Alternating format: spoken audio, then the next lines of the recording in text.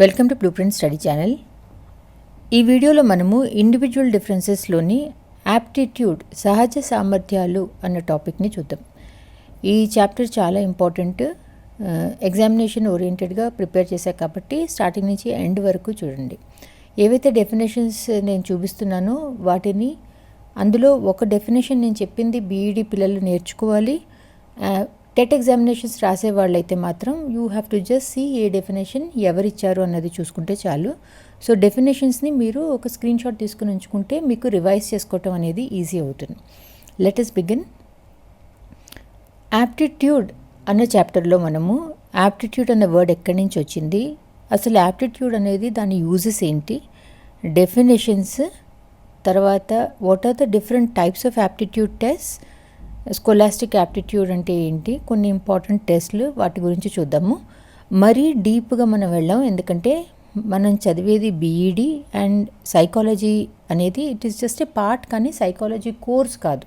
అందుకని చెప్పి అన్ని టెస్ట్లు ఏంటి అన్నది మనకి తెలుసుకోవాల్సిన అవసరం లేదు. సెకండ్లీ, క్లాసిఫికేషన్ ఆఫ్ యాటిట్యూడ్స్ అనేది సైకాలజీ పుస్తకం మీరు ఎస్కే మంగల్ చదువుంటే అందులో కొంచెం డిఫరెంట్గా ఉంటుంది. సో మీరు ఐటీఈపీలో బీఈడి పిల్లలైతే మాత్రం please go by what is given in S K Mangal text book, okay. కానీ మీరు ఏపీ టెట్, టీఎస్ టెట్ రాస్తుంటే మాత్రం you can follow what I'm teaching in this video. ఎందుకంటే ఈ వీడియోని నేను బేసికల్గా తెలుగు అకాడమీ బుక్స్ మీద బేస్ చేసి తయారు చేస్తున్నాను. అందుకని టెట్ ఎగ్జామినేషన్, స్పెషల్లీ ఏపీ టెట్కి, టీఎస్ టెట్కి మాత్రం ఈ క్లాసిఫికేషన్ నడుస్తుంది. Let us begin. Radha, Sunitha ఇద్దరు పిల్లలు 6 ఏళ్ల వయసు నుంచి స్టార్ట్ చేసి 20 ఏళ్ళు వచ్చే వరకు ఒకటే టీచర్ దగ్గర సంగీతం క్లాస్కి వెళ్ళారు. కానీ ఇప్పుడు మనం వింటే మాత్రం రాధ పాడితే ఎంత బాగుందనిపిస్తుంది, సునీత పాడితే మనకు అలా అనిపించదు. ఎందుకంటే పాట ఎలా పాడాలి, శృతి, లయ, గొంతు ఇవన్నీ కూడా రాధవి ఎక్కువ సుపీరియర్గా అనిపిస్తాయి. అలా మన అందరిలో కూడా ఏదో ఒక స్పెషల్ ఎబిలిటీ లేదా స్కిల్ అనేది ఉంటుంది. దాన్నే మనము మన యాప్టిట్యూడ్, మన సహజ సామర్థ్యం అని చెప్పి అంటాం. ఈ యాప్టిట్యూడ్ అనేది మన లోపల న్యాచురల్గానే ఉంటుంది. అంటే it is a innate quality. అంటే మనకి జనరలీ అనువంశికంగా కొన్ని క్వాలిటీస్ వస్తాయి. అంటే హెరిడిటీగా మనకి మన పైనుంచి కొన్ని క్వాలిటీస్ వస్తాయి. ఆ వచ్చిన క్వాలిటీని మనం ట్రైన్ చేసి, అంటే మన చుట్టూ ఉన్న ఎన్వైరన్మెంట్ నుంచి దానికి సపోర్ట్ ఇచ్చినప్పుడు ఆ క్వాలిటీ చాలా బాగా మనకి ఇంప్రూవ్ అవుతుంది మన లోపల. అలాంటి ఒక క్వాలిటీనే మనము యాప్టిట్యూడ్ అని చెప్పి అంటాం. సో హెరిడిటరీలో వచ్చిన దాన్ని మనం ట్రైనింగ్ ఇవ్వకపోతే మాత్రం అది ఇంప్రూవ్ అవ్వదు. లైక్ రాధ వాళ్ళ అమ్మ కూడా చాలా బాగా పాట పాడేవాళ్ళు. అందుకని చెప్పి రాధకి వాళ్ళ అమ్మ నుంచి తీయటి గొంతు వచ్చింది. ప్లస్ వాళ్ళు ట్రైనింగ్కి పంపించేసరికి now she is able to sing very well. అదే రాధ వాళ్ళ అమ్మ ఈ క్వాలిటీ రాధలో ఉందని తెలిసి కూడా ట్రైనింగ్ ఇవ్వకపోతే ఇప్పుడు రాధ పాట అంత బాగుండేది కాదు. సో యాప్టిట్యూడ్ అనేది ఏదైతే మనకి న్యాచురల్గా వస్తుందో అది ఏమిటి అని చెప్పి మనం కనుక్కుని దాని మీద వర్క్ చేయాలి, దాన్ని ఇంప్రూవ్ చేయాలి. అప్పుడు మనం మన లైఫ్లో పైకి వచ్చే ఛాన్స్ ఎక్కువ ఉంటుంది. యాప్టిట్యూడ్ గురించి ఇప్పుడు టీచర్స్కి తెలుసుకోవటం ఎందుకంత ఇంపార్టెంట్, ఎందుకంటే మనం ఏ పిల్లల్లో ఏ క్వాలిటీ ఉంది అన్నది మనకి తెలిసినప్పుడు మనం వాళ్ళకి కావాల్సిన అప్రోప్రియేట్ లెర్నింగ్ ఎన్వైరన్మెంట్ని ఆ స్టూడెంట్స్కి మనం ఇవ్వచ్చు. అప్పుడు వాళ్ళు ఆ లైన్లో లేదా ఆ ఫీల్డ్లో చాలా బాగా చేసేందుకు ఛాన్స్ ఉంటుంది. సో ఈ యాప్టిట్యూడ్ అనే దానికి 2 కారణాలు చెప్పా కదా. One is hereditary, second is the support they get from the environment. Aptitude etymology చూద్దాం. ఎటిమాలజీస్ చాలా ఇంపార్టెంట్ టెట్ ఎగ్జామినేషన్స్కి. యాప్టిట్యూడ్ అనేది లాటిన్ వర్డ్ నుంచి వచ్చింది, యాప్టస్ అన్న వర్డ్ నుంచి వచ్చింది. అంటే ఏదన్నా రోల్కి, ఏదన్నా జాబ్కి ఫిట్ అవుతున్నారా, ఫిట్ అవ్వట్లేదా, సూట్ అవుతున్నారా, సూట్ అవ్వట్లేదా అన్న దాని మీనింగ్ వస్తుంది. సో యాప్టస్ అంటే fitted for or suitable. C L Hall అన్న English educational psychologist, he was the pioneer in the study of aptitude. అంటే యాప్టిట్యూడ్ గురించి అందరికంటే ఫస్ట్ స్టడీ చేసిన ఆయన సిఎల్ హాల్. ఇది టెట్ ఎగ్జామినేషన్స్కి చాలా ఇంపార్టెంట్ బిట్. యాప్టిట్యూడ్ టెస్ట్ అంటే ఏంటి, అసలు మన లోపల ఏం యాప్టిట్యూడ్ ఉంది, ఏం సహజ సామర్థ్యం ఉంది అని చెప్పి కనుక్కునేందుకు ఏవైతే పరీక్షలు మనం నిర్వహిస్తామో వాటిని మనము సహజ సామర్థ్య పరీక్షలు లేదా యాప్టిట్యూడ్ టెస్ట్ అని చెప్పి అంటాం. ఈ యాప్టిట్యూడ్ టెస్ట్ కండక్ట్ చేయటం వల్ల మనకి అసలు మనం ఏ కోర్స్ తీసుకోవాలి లేదా ఫ్యూచర్లో ఎలాంటి జాబ్ మనం చేయాలి, ఇప్పుడు మనలో ఆ క్వాలిటీ లేకపోయినా కూడా ట్రైనింగ్ ఇస్తే మనము ఆ జాబ్ మనం ఫ్యూచర్లో చేయగలమా లేదా, ఇలాంటివి టెస్ట్ చేసి చెప్పేదే మనకి aptitude test. So what is the utility of aptitude test? It predicts future capabilities regardless of current skill levels. అంటే ఇప్పుడు మనకి సరిగ్గా రాకపోయినా కూడా, అంటే మనం 1 లెవెల్లో ఉన్నా కూడా ట్రైనింగ్ ఇస్తే మాత్రం మనం 10 లెవెల్కి వెళ్ళగలిగితే అలాంటి టెస్ట్ ఇలా మనం చేయగలమా లేదా అని చెప్పి చెక్ చేసి చెప్పేదే మనకి aptitude test. It selects individuals suited for specific professions and courses. కొన్ని డెఫినేషన్స్ చూద్దాము. డెఫినేషన్స్ ఎవరు ఏది చెప్పారు అన్నది టెట్ ఎగ్జామినేషన్స్లో గుర్తుపెట్టుకోవడం చాలా ఇంపార్టెంట్. మన్ అన్న ఆయన ఈజ్ ఎ సైకాలజిస్ట్. ఆయన యాటిట్యూడ్ని ఏమని డిఫైన్ చేశారు? ఒక పనిని నిర్వహించడానికి కావలసిన సామర్థ్యం స్వతహాగా కొంత ఉంటే దానికి తగిన శిక్షణ ఇవ్వటం ద్వారా మంచి సామర్థ్యాలను తయారు చేయవచ్చు.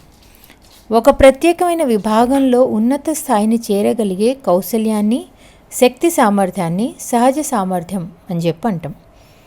బింగమ్ అన్న సైకాలజిస్ట్ కొన్ని ప్రత్యేకమైన సమస్యలను పరిష్కరించడానికి తోడ్పడే లక్షణాలు కలిగిన ప్రవర్తనని సహజ సామర్థ్యం అని చెప్పి అంటాం. Attitude refers to those qualities characterizing persons ways of behavior which serve to indicate how well he can learn to meet and solve certain specific kinds of problems.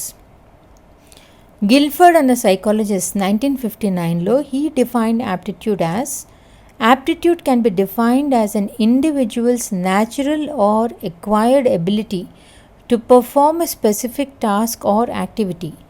In psychology, aptitude is often referred to the person's inherent talent or potential for success in a particular domain. It is believed to be relatively stable over time and can be used to predict future performance in a given area. The American Psychological Association APA dictionary defined aptitude as the capacity to develop proficiency through education or training. ట్రాక్స్లర్ 1957లో ఇచ్చిన ఈ definition చాలా కాంప్రహెన్సివ్గా ఉంది. So ఐటీఈపీ BEd పిల్లలు మాత్రం ఈ డెఫినేషన్ని learn చేసుకోవాలి. Aptitude is a condition, a quality or a set of qualities which is indicative of the probable extent to which an individual may be able to acquire under suitable training some knowledge, understanding or skill.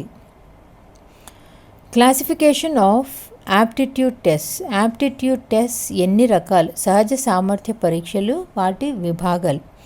So ఇందాక నేను చెప్పినట్టే aptitude test అంటే ఒక individual లేదా ఒక స్టూడెంట్లో ఏం aptitude ఉంది అని చెప్పి వెలికి తీసి మనకి చెప్పేదే aptitude test.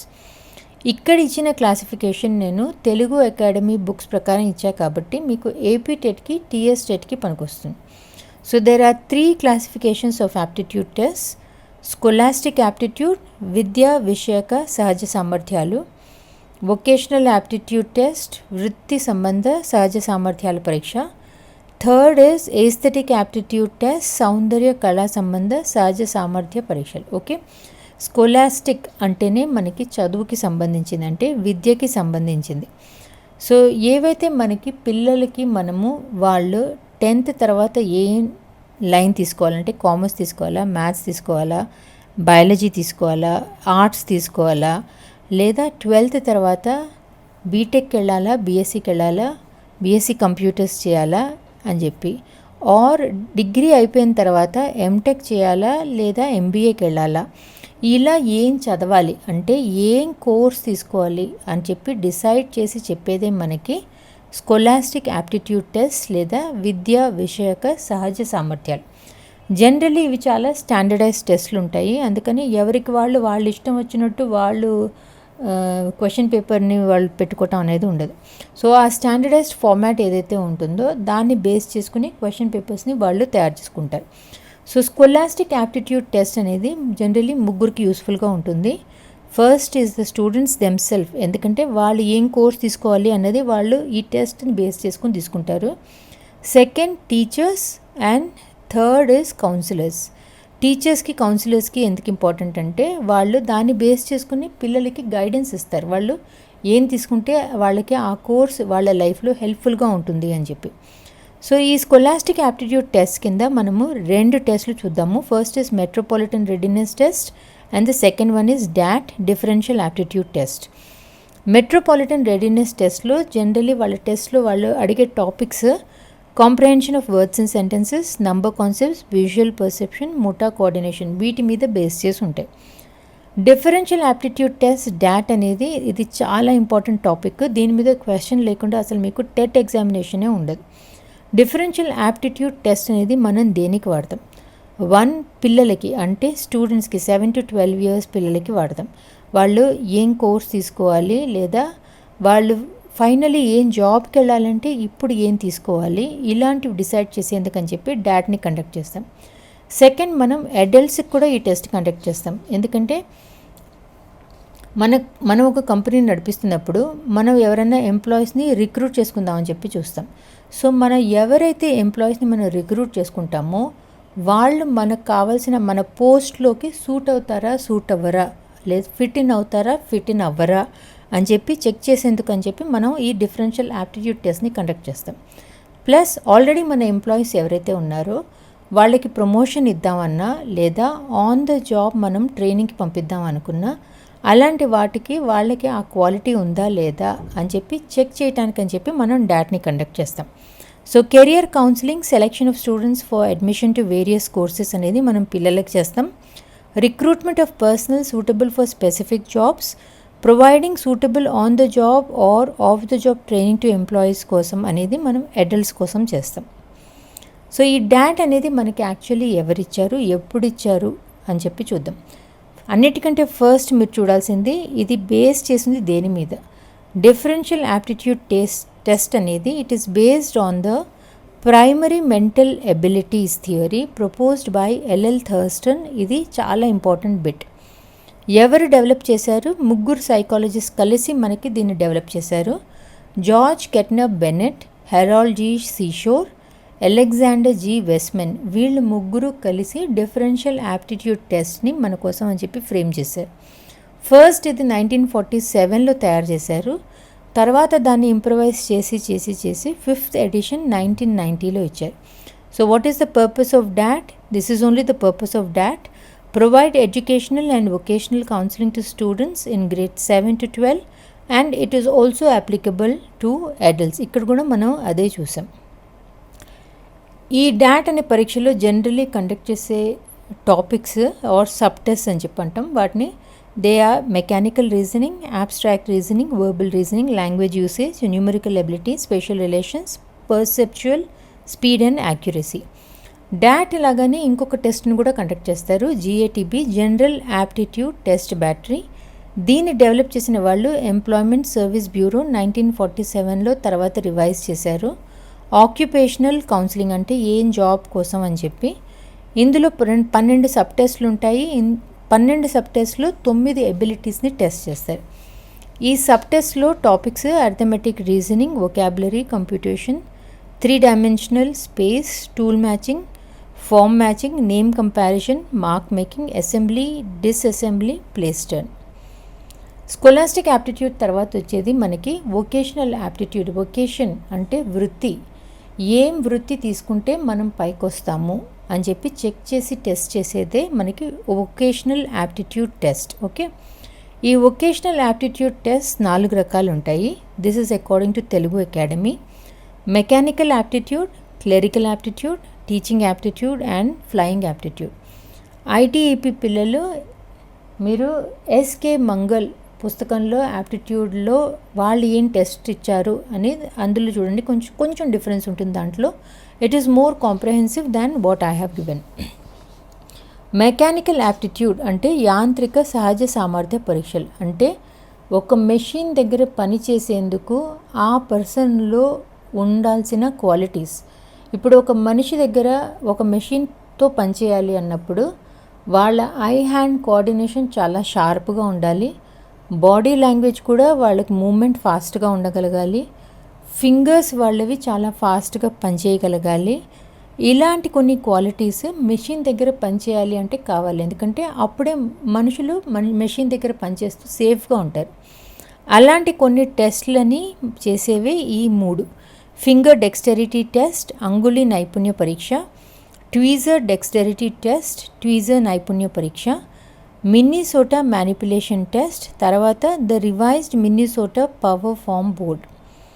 Second vocational aptitude test is clerical aptitude. అంటే ఒక క్లర్క్ ఉద్యోగం లేదా ఒక గుమాస్తా ఉద్యోగానికి ఏం క్వాలిటీస్ కావాలి, ఏం స్కిల్స్ కావాలి అని చెప్పి టెస్ట్ చేసేది క్లరికల్ యాప్టిట్యూడ్ టెస్ట్, గుమాస్తాగిరి సహజ సామర్థ్య పరీక్షలు.